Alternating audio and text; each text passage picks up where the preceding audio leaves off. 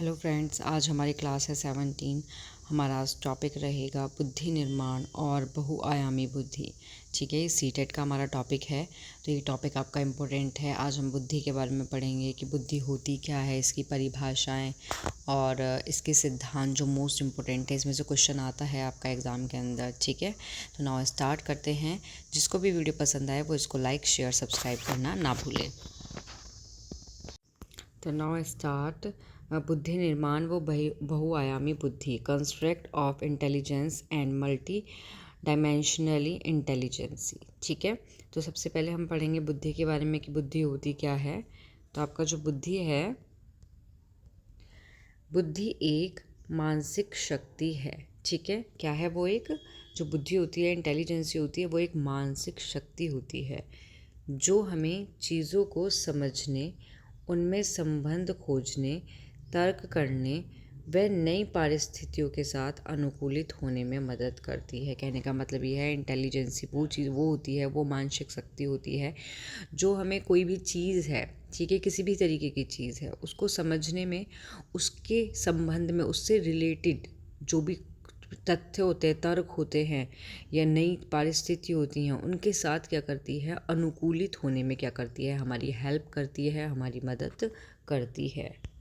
हम ये भी कह सकते हैं कि जो बुद्धि है वो एक ऐसी शक्ति होती है जो हमें समस्या के समाधान करने और उद्देश्य को प्राप्त करने में सक्षम बनाती है। मीन्स कोई भी हमारे सामने अगर समस्या है, उसका हम सॉल्यूशन या फिर हमारा कोई भी उद्देश्य है, उसको प्राप्त करने में हमें क्या बनाती है, एक तरह से सक्षम बनाती है। कौन?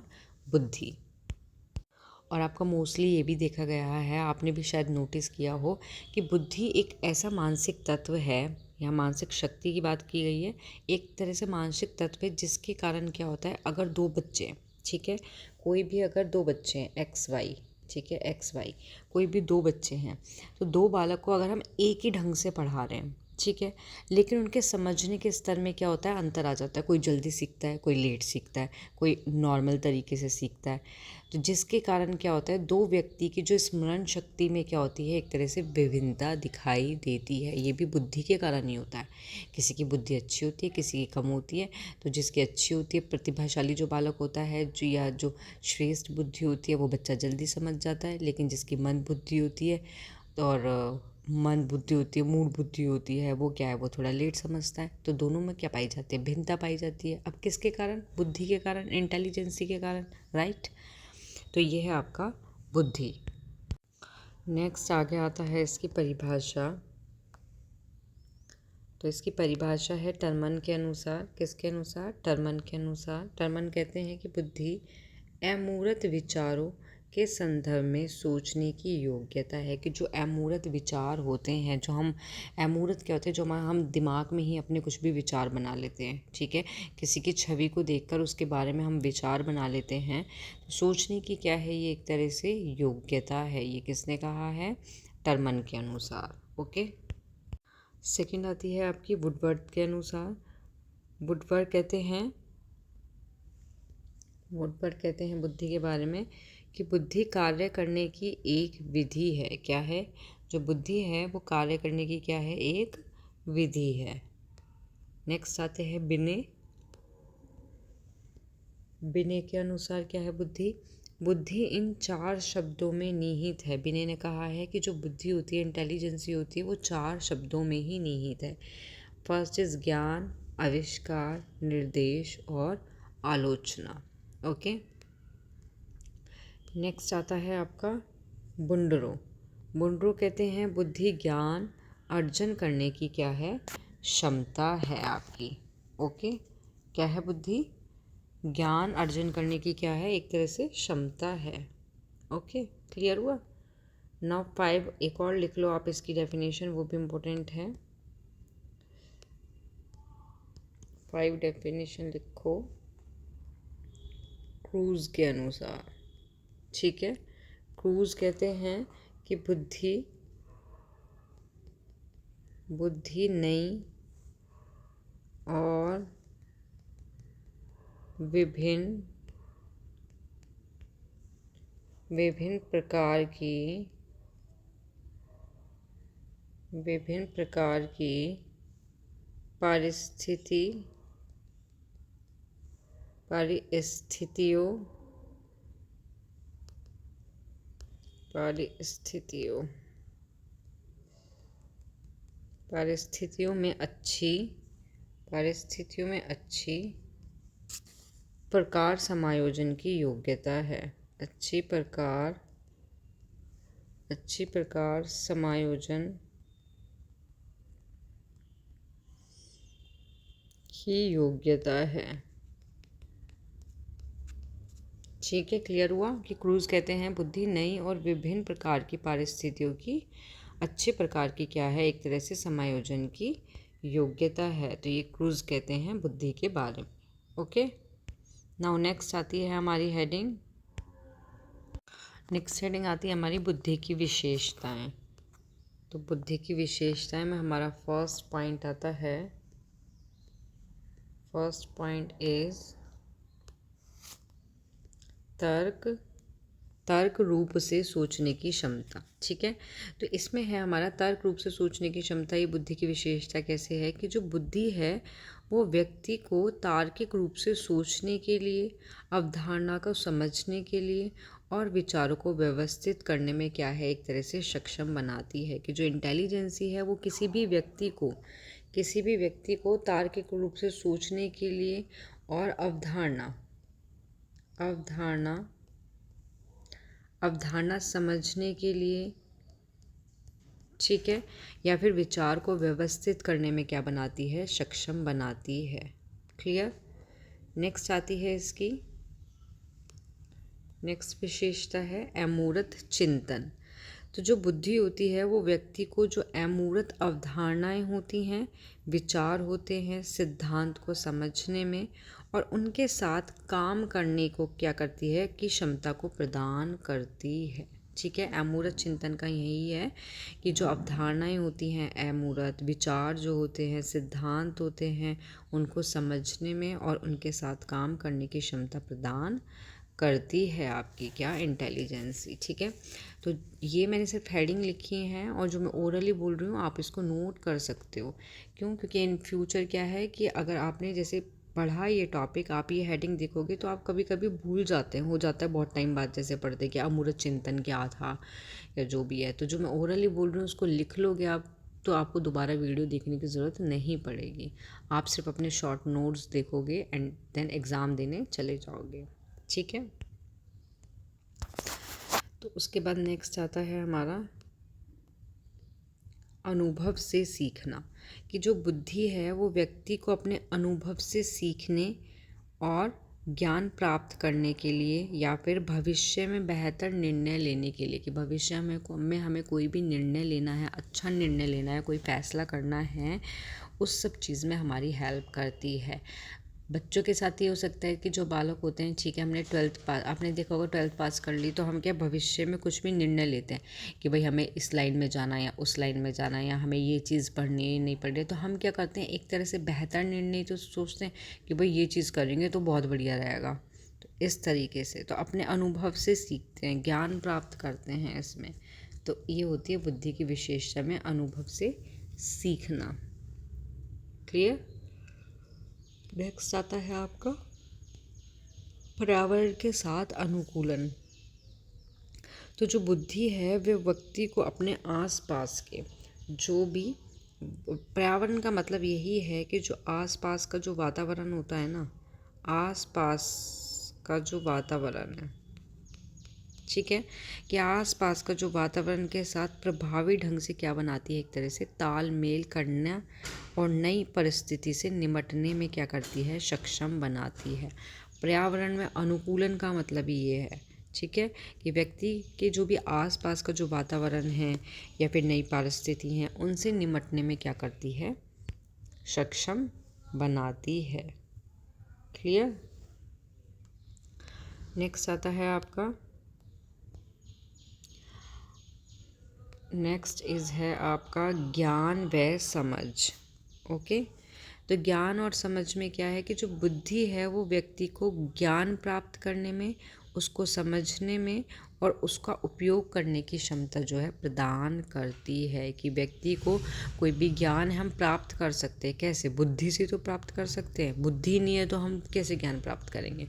मीन्स अगर हम क्लास में बैठे हैं, कोई बच्चा है, टीचर कोई ज्ञान दे रही है हमें, हमें बुद्धि है तभी तो हम उस ज्ञान को ले पा रहे हैं। बुद्धि नहीं रहेगी तो हम कहाँ से ज्ञान को ले लेंगे?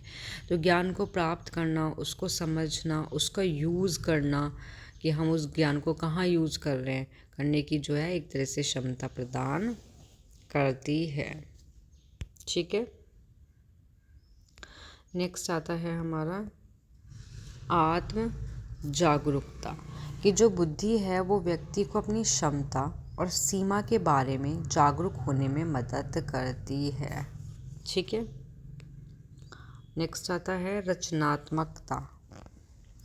रचनात्मकता में क्या होता है कि जो व्यक्ति होते हैं, बुद्धि जो है वो व्यक्ति को नए और अनोखे विचार के साथ, कि कोई भी नया विचार है या फिर कोई भी अनोखा विचार है, उसके साथ आने और रचनात्मक रूप से जो भी समस्या का समाधान करने में क्या करती है, मदद करती है। ठीक है। नेक्स्ट आता है हमारा सामाजिक कौशल। तो बुद्धि जो है वो व्यक्ति को दूसरे के साथ प्रभावी ढंग से संवाद करने और संबंध बनाने में मदद करती है। मीन्स एक व्यक्ति दूसरे व्यक्ति के साथ अगर संबंध बना रहा है तो उसमें भी वो क्या करती है, बुद्धि हमें हेल्प करती है। ठीक है। कोई भी पॉइंट में कंफ्यूजन हो कमेंट बॉक्स में लिख देना, आपकी प्रॉब्लम का सॉल्यूशन हो जाएगा। नेक्स्ट आता है आपका भावात्मक बुद्धि। तो जो बुद्धि होती है वो व्यक्ति को अपने और दूसरों के भावनाओं को समझने में और प्रबंधित करने में हेल्प करती है। ये जो बुद्धि है वो व्यक्ति को क्या करती है, अपने और दूसरों, मीन्स हमें अगर हम किसी की दूसरी की भावना को समझ पा रहे हैं या समझने में हमें हेल्प कर रही है तो वो क्या होती है, हमारी बुद्धि होती है। क्लियर। नेक्स्ट आता है हमारा समस्या समाधान। नेक्स्ट इज समस्या समाधान। कि बुद्धि व्यक्ति को विभिन्न प्रकार की समस्या का विश्लेषण करने में और उनको प्रभावी ढंग से समाधान खोजने में हेल्प करती है। तो ये तो स्टार्टिंग में भी बता दिया था मैंने कि बुद्धि क्या है। बुद्धि यही होती है कि हमारी कोई भी समस्या है उसका समाधान खोजने में हमारी हेल्प कर रही है। ठीक है। कि अगर मीन्स हमें टीचर ने कोई चीज़ पढ़ाई है और तो हमें वो चीज़ क्या है, हमारे लिए हमें नहीं समझ आ रही, उस समस्या का क्या करेंगे, हम समाधान टीचर से पूछेंगे, फिर से एक्सप्लेन कराएंगे, कहीं और खोजेंगे, कुछ भी चीज़ XYZ कोई भी हमें प्रॉब्लम आ जाती है, नहीं कि पढ़ाई से रिलेटेड, वैसे भी अगर कोई आ जाती है तो उसका समस्या का सॉल्यूशन तो हम ढूंढते ही ढूंढते हैं। और खोजने के लिए उसका कि भाई हमें ये सॉल्यूशन चाहिए, ये बेस्ट रहेगा इसका सॉल्यूशन, तो वो हम किसकी हेल्प से करते हैं, वो बुद्धि की ही हेल्प से हम करते हैं। ओके। तो ये हैं आपकी बुद्धि की विशेषताएं। नेक्स्ट हेडिंग आती है बुद्धि के प्रकार। नेक्स्ट हेडिंग इज बुद्धि के प्रकार। तो जो थार्नडाइक और गैरेट ने बुद्धि को 3 प्रकार में बांटा है। थार्नडाइक और गैरेट के अनुसार जो बुद्धि है एक तरह से वो 3 प्रकार की होती है। फर्स्ट इज अमूर्त बुद्धि, सेकंड मूर्त या स्थूल बुद्धि, और थर्ड आपका सामाजिक बुद्धि। ओके। तो हम सबसे पहले बात करते हैं अमूर्त बुद्धि के बारे में कि जो अमूर्त बुद्धि होती है वो होती क्या है। ठीक है। तो अमूर्त जो बुद्धि होती है वो व्यक्ति की ऐसी बौद्धिक योग्यता है जिसकी मदद से क्या होता है, जो गणित होता है, जिसकी हेल्प से क्या होता है, गणित शाब्दिक या फिर सांकेतिक समस्या समाधान किया जाता है। ठीक है। कि अमूर्त बुद्धि वो बुद्धि होती है जो व्यक्ति की ऐसी बौद्धिक योग्यता है जिसकी हेल्प से हम क्या कर सकते हैं, मदद से हम क्या कर सकते हैं, गणित, शाब्दिक या फिर शाब्दिक या फिर सांकेतिक समस्या का समाधान किया जाता है। ओके। और अमूर्त बुद्धि का जो प्रयोग करके हम क्या कर सकते हैं, हम पढ़ने लिखने और तार्किक प्रश्नों में करते हैं मोस्टली। ये जो अमूर्त बुद्धि होता है, जो आपका अमूर्त बुद्धि है, इसका जो यूज़ हम करते हैं किस चीज़ में करते हैं, पढ़ने में करते हैं, लिखने में करते हैं, और हम तार्किक प्रश्नों में करते हैं। ठीक है। जैसे फॉर एग्ज़ाम्पल कवि, साहित्यकार, चित्रकार आदि लोग अमूर्त बुद्धि से ही अपनी कला प्रदर्शित करते हैं। कि जो हमारे कवि होते हैं, या चित्रकार होते हैं, ये लोग क्या करते हैं, जो अमूर्त बुद्धि होती है इससे ही अपनी कला का क्या करते हैं, प्रदर्शन करते हैं वो। ठीक है। क्लियर हुआ अमूर्त बुद्धि। नेक्स्ट आता है आपका मूर्त या फिर स्थूल बुद्धि। तो जो मूर्त या स्थूल बुद्धि के द्वारा क्या होता है, व्यक्ति विभिन्न प्रकार की वस्तुओं का, जो विभिन्न प्रकार की वस्तु होते हैं उनका व्यवहारिक व उत्तम प्रयोग करने की क्षमता अर्जित करते हैं। ठीक है। कि मूर्त या स्थूल बुद्धि में क्या होता है कि इसके द्वारा जो व्यक्ति होते हैं वो अलग अलग प्रकार की वस्तुओं का व्यवहारिक व उत्तम प्रयोग करने की क्षमता अर्जित करते हैं। ठीक है। और जो मूर्त बुद्धि होती है, जो आपकी मूर्त बुद्धि है, इसको क्या कहा जाता है, इसको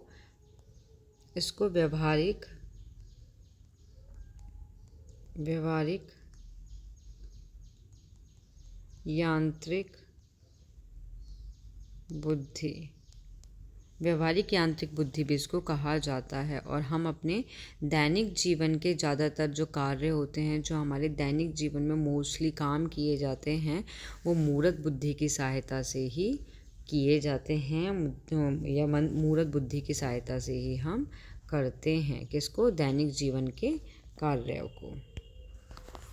ओके। नेक्स्ट आता है हमारा, नेक्स्ट इज सामाजिक बुद्धि। सामाजिक बुद्धि क्या होती है कि सामाजिक बुद्धि होती है ये उन योग्यता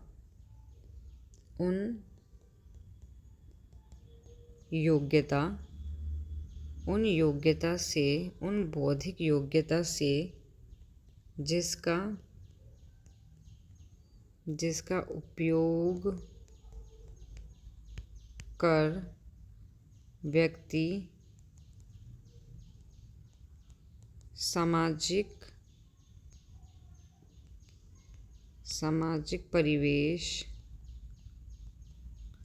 परिवेश के साथ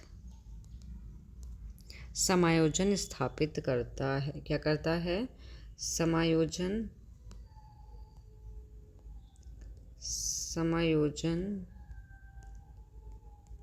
स्थापित करता है। ठीक है। कि सामाजिक बुद्धि आपकी वो बुद्धि होती है जो उन बौद्धिक योग्यताओं से जिसका उपयोग कर व्यक्ति सामाजिक परिवेश के साथ समायोजन स्थापित करता है आपका। ओके। नाउ नेक्स्ट हेडिंग आती है हमारी, बुद्धि की प्रवृत्ति। ये बुद्धि की प्रवृत्ति कैसी होती है। तो फर्स्ट पॉइंट इज उद्देश्यपूर्ण क्रिया। मतलब ये है कि बुद्धि के सहारे क्या होता है कि जो व्यक्ति है वो उद्देश्यपूर्ण क्रियाओं को क्या करता है। जैसे जो व्यक्ति जितनी अधिक उद्देश्यपूर्ण और सार्थक क्रिया करता है उसे उतना ही अधिक बुद्धिमान माना जाता है।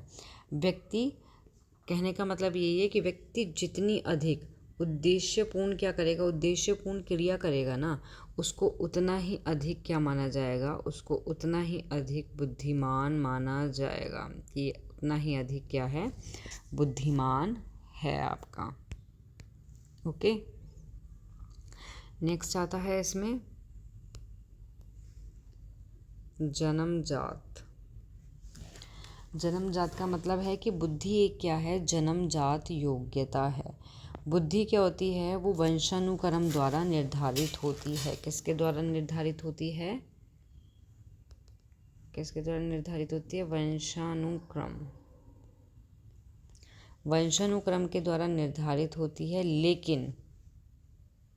लेकिन उसका जो विकास है, ठीक है, लेकिन इसका जो विकास है वो वंशानुक्रम और वातावरण की परस्पर क्रिया पर आधारित होता है। किस पर आधारित होता है, वंशानुक्रम व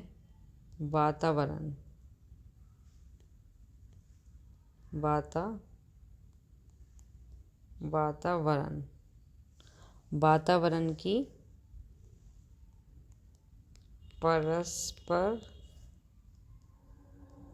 क्रिया पर आधारित। ठीक है, कि जन्मजात का मतलब यही है कि जो बुद्धि होती है वो तो जन्मजात होती है, ठीक है, और वंशानुक्रम पर क्या होती है, वंशानुक्रम पर निर्धारित होती है। लेकिन जो उसका विकास किया जाता है वो वंशानुक्रम वातावरण की परस्पर क्रिया पर क्या होता है, आधारित होता है आपका। क्लियर। नेक्स्ट आता है इसमें आपका विभिन्न क्षमता। मतलब कि जो बुद्धि होती है वो विभिन्न क्षमताओं का संपूर्ण योग होती है। तो कहने का मतलब ये है कि बुद्धि में किसी एक प्रकार की क्षमता नहीं होती बल्कि कई प्रकार की क्षमताएं होती हैं। इसमें क्या है कि एक प्रकार की क्षमता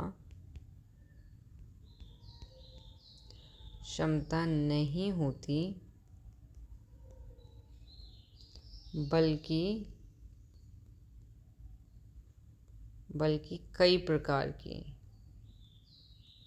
कई प्रकार की क्या होती है, क्षमता होती है। ठीक है, तो ये होता है विभिन्न क्षमता, इसकी जो प्रकृति होती है। नेक्स्ट आता है इसमें समस्या समाधान। समस्या समाधान में है कि बुद्धि के सहारे ही या बुद्धि की हेल्प से ही हम समस्या का समाधान करते हैं। एक तरह से हम कह सकते हैं कि समस्या का समाधान ही नहीं बल्कि जो समस्या के समाधान में गत अनुभूतियाँ का जो लाभ होता है वो इस बुद्धि के कारण ही हम उठा पाते हैं। कोई भी समस्या के समाधान के लिए कोई हम लाभ उठा रहे हैं, कोई हम प्रॉफिट उठा रहे हैं, वो सब किसके कारण होता है, वो इस बुद्धि के कारण ही हम उस लाभ को, प्रॉफिट को उठा पाते हैं। ठीक है, नेक्स्ट इज आपका विवेकशील चिंतन। नेक्स्ट आता है विवेकशील चिंतन। मतलब कि विवेकशील चिंतन में भी क्या करती है, हम क्या करता है, जो बुद्धि होती है ये हमारे विवेकशील चिंतन में भी मदद इससे हमें मिलती है। कि जो बुद्धिमान व्यक्ति का सोचना और चिंतन करने का जो तरीका है वो विवेकपूर्ण, तर्कपूर्ण और युक्ति संगत होता है। ठीक है, कि जो हमारे बुद्धिमान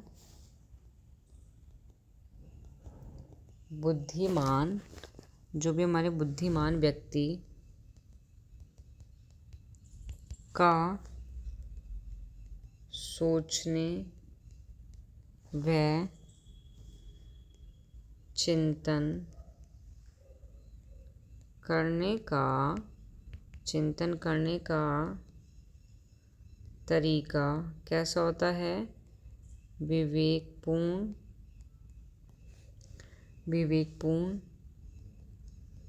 तर्कपूर्ण और युक्ति संगत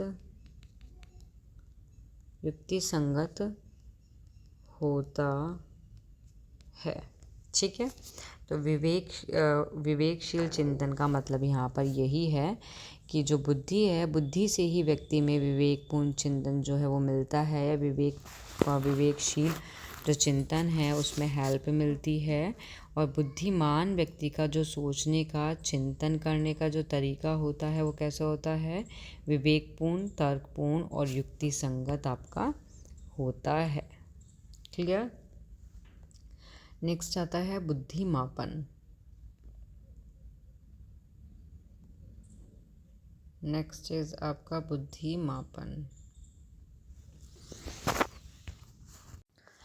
तो बुद्धि मापन, इसमें क्या होता है कि जो बुद्धि परीक्षण माध्यम से हम व्यक्ति की बुद्धि के संबंध में जान सकते हैं कि जो बुद्धि परीक्षण है इसके माध्यम से हम क्या कर सकते हैं, कोई भी व्यक्ति है उसके बुद्धि के संबंध में हम क्या है जान सकते हैं। और बुद्धि मापने के लिए कई बुद्धि परीक्षण हैं। मीन्स बुद्धि को मापने के लिए जो मनोवैज्ञानिक हैं उन्होंने बुद्धि के बहुत सारे परीक्षण का जो है निर्माण किया है। ठीक है, तो जिसमें हमारा बुद्धि परीक्षण का जो वर्गीकरण है, यहाँ हेडिंग आएगी आपकी, यहाँ एक हेडिंग आएगी आपकी बुद्धि परीक्षण का वर्गीकरण। ठीक है, तो इसमें यह क्या होता है कि इन परीक्षण के माध्यम से हम व्यक्ति के समक्ष विभिन्न कार्यों को हम क्या करते हैं, प्रस्तुत किए जाते हैं। और ये अपेक्षा की जाती है कि इनके द्वारा उसके जो बौद्धिक कार्य के बारे में हम क्या कर सकें, जानकारी प्राप्त कर सकें या की जा सके। तो वर्तमान संदर्भ में उपलब्ध जो बुद्धि परीक्षण को बहुत सारी श्रेणियों में क्या किया है, विभाजित कर दिया गया, उसका विभाजन कर दिया गया है। तो जिसमें से हमारा फर्स्ट आता है शाब्दिक बुद्धि, सेकंड गैर शाब्दिक परीक्षण, थर्ड क्रियात्मक परीक्षण, फोर्थ आता है आपका गैर भाषाई परीक्षण आपका। ठीक है, तो इसमें हम सबसे पहले जो बात करेंगे वो करेंगे शाब्दिक परीक्षण के बारे में, बुद्धि परीक्षण के बारे में कि ये क्या होता है। तो इसमें क्या है कि इन परीक्षण में मौखिक या फिर लिखित रूप में आदेश दिए जाते हैं। जो शाब्दिक होता है इसमें किसमें दिया जाता है, जो मौखिक और जो हमारा लिखित होता है, ठीक है। इस रूप में क्या दिए जाते हैं, आदेश दिए जाते हैं। और व्यक्ति को उत्तर देने के लिए भाषा का प्रयोग की आज्ञा होती है कि जो भाषा, जो बच्चा क्या है, कोई भी अगर बालक है वो अगर उत्तर देगा तो वो भाषा के प्रयोग से देगा, कि भाषा के प्रयोग की ही आज्ञा दी जाती है। और इसे क्या करते हैं, इसे भी दो भागों में बांट दिया जाता है। इसको भी हम दो पार्ट्स में क्या कर लेते हैं, दो भाग में डिवाइड कर लिया जाता है। एक तो होता है आपका शाब्दिक व्यक्तिक बुद्धि परीक्षण, ठीक है। और सेकंड होता है समूह बुद्धि परीक्षण आपका।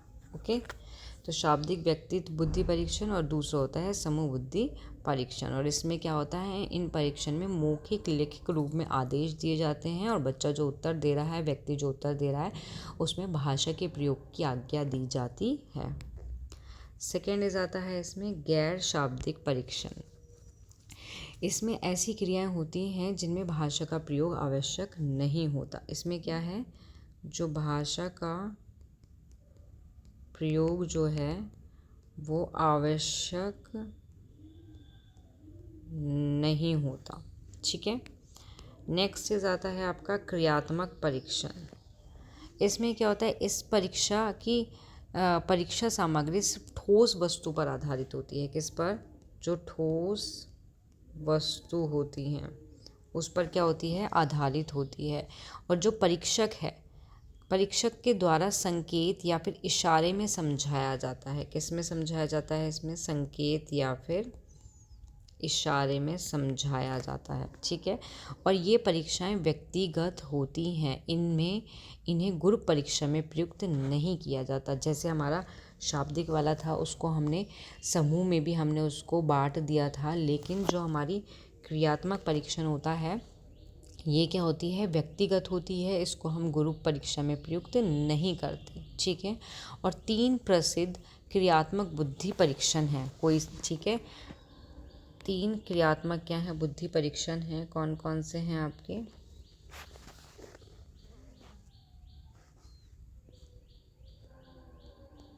Cos block